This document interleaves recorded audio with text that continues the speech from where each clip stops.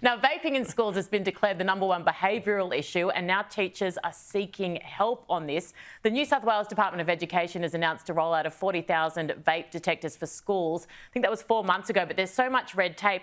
How do we stop this? Francis, you work with young people all the time. They're actually addicted. Now they're not even being naughty. They don't have a choice. It is. It's a massive problem. #1 behavioural problem in schools right now. I mean, just last night, my son played AFL, and on the AFL field, he found a vape that was still on. And so that was the topic of discussion in our car last night. He says, "Dad, the thing is, the kids, it's not an issue. The kids are actually so addicted because they think it's cool. It's not only just what's in it, but it's just culturally, it's cool, pop culture." So I think schools, as I echo what Dr.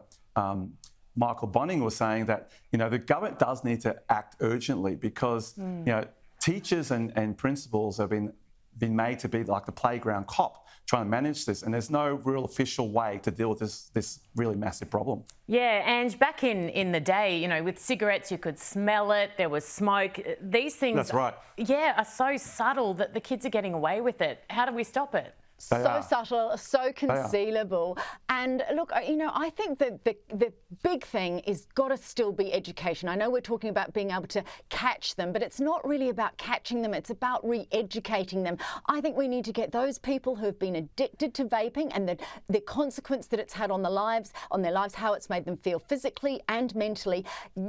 Pay them every morning and afternoon to go into schools and talk to kids, because it's young people talking to young people where we'll get the impact. But I also think we're always behind the 8 ball on these things. We're always playing catch up. We let the legislation go through. We let things, it's easy to buy them. And so why won't they go for them? I mean, in the Telegraph, we run pictures of kids at festivals with circles around how many of them are holding vapes as they go into these venues. And it's incredible. My daughter's friends, so many of them, they're just trapped in this cycle.